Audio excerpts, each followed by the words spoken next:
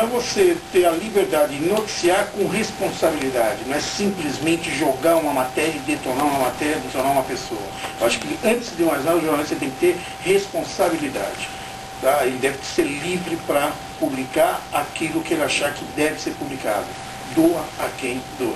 Além do comum de que você possa expressar livremente suas opiniões, seria que o conjunto da população pudesse de fato ter acesso tecnológico, de conhecimento e controle dos grandes veículos para poder fazer com que essas opiniões fossem ouvidas, fossem publicadas, etc.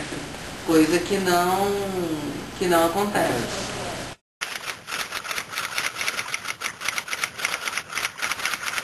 Chega.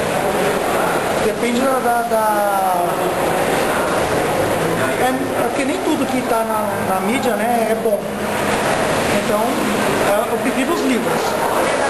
Mas nos livros acho que você consegue chegar ao conhecimento. Agora, da mídia, no geral, tipo TV, acho que não.